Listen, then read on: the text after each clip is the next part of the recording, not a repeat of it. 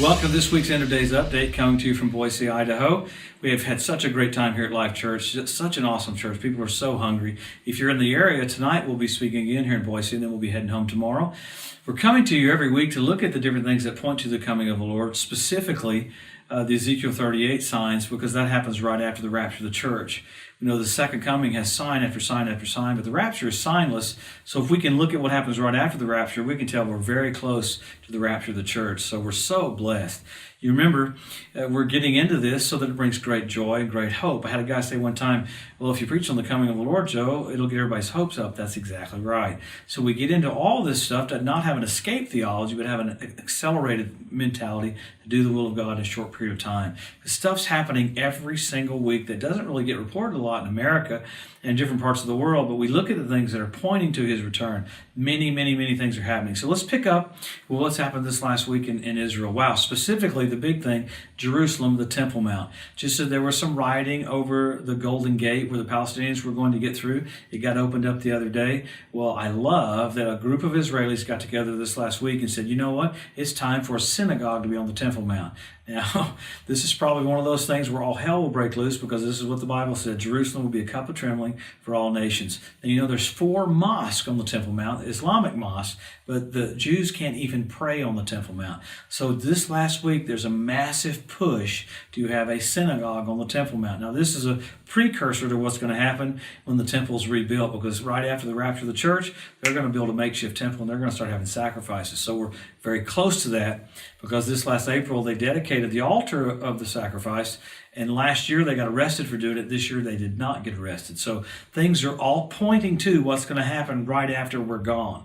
Everybody gets mad at me when I say this. Do we have any more time? Yeah, we have some time. I believe there's a little bit of time left for harvest to come in. So, but if you're seeing everything that lead up to what happens after we're here, we need to lift up our heads. Our redemption is about to draw nigh. And we get into this so that we'll have joy and lift up our heads and not be downtrodden. So, other things that happened on the southern border of Israel, you had in Gaza more balloon bombs. Crazy. Palestinians keep having all these balloons. I saw the pictures of it again, just absolutely insane. Well, Israel did 6 flights into Gaza, bombing those targets. So they're retaliating, but eventually that's going to have to come to a halt, because there was tons of rioting the last 3 or 4 days right there on the border. The Palestinians tried to rise up, and they're wanting more money. Remember how Qatar was giving them $25 million? Well, America gives the Palestinians $800 million.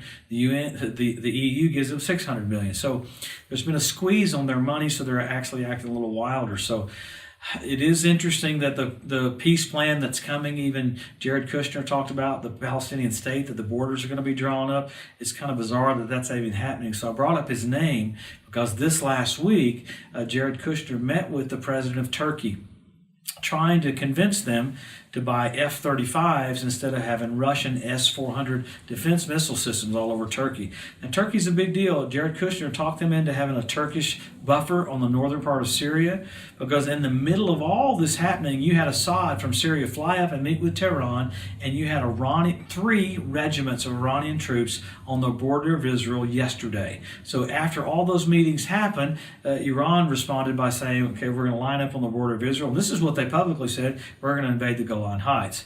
In the middle of that, you have Netanyahu meeting with Russia's Prime Minister Putin. They are going to form a commission to have a group of people that try to get all these other entities out of Syria. Now, they say that, but we'll see if that happens, because Russia is letting Iranian troops come down as close as they can at the edge of the border. So you're seeing the setup for World War III right there.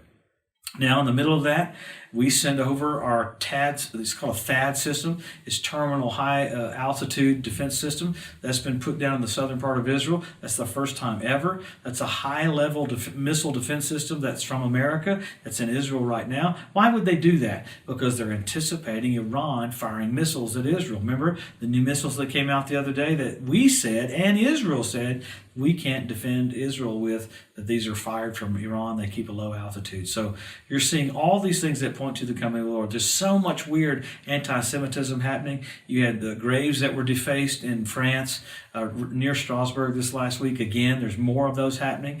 You have bizarre anti-Semitism happening even in our Congress. So it looks like there's going to be a little pressure on those people for acting like that and thinking like that. But these are all precursors to what's going to happen after we leave. There's many, many other things happening with China, happening with war trying to break out with Taiwan, many things happening with Russia.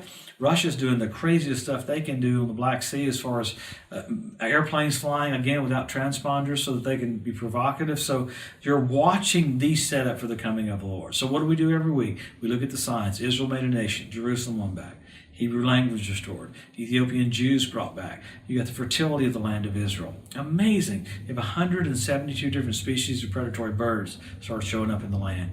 So you've got all these facets ready. Russia in Crimea, Russia in the Ukraine, Russia all over Syria, because that's the setup for the Ezekiel 38 war. Man, you got fish showing up in the Dead Sea. You got the red heifer that was born.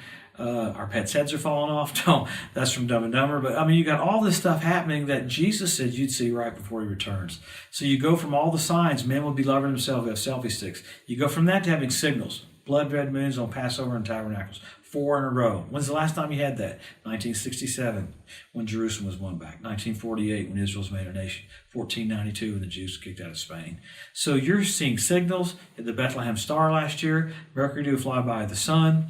Went down directly over the Temple Mount at the sundown. So you have all these things. There's many, many more. You've got March 20th this month. You've got another supermoon on the day of Purim for Israel. So all these supermoons happening on Trump's midpoint of his presidency. All these wolf moons. All this stuff. God's screaming from the heavens. There's change coming. What is that change? Jesus is about to come back. So what do we do?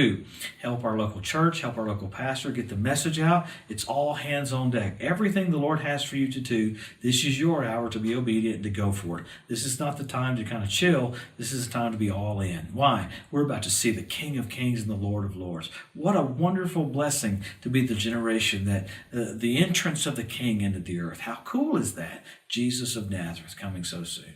Hey, come back next week and we'll pick up what's happening. Many more little things keep happening. Earthquakes, different things that keep happening I don't have time to get into, but we're about to see him face to face. Have a blessed, awesome week. We'll see you next Wednesday.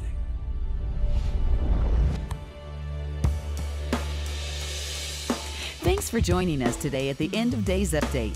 If you'd like to be notified every time there's a new post, just go to the EDU at josephmorris.com and subscribe to receive email alerts.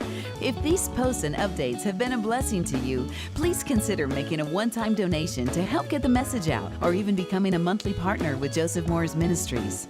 Thanks again for tuning in to the EDU, and we'll see you next week.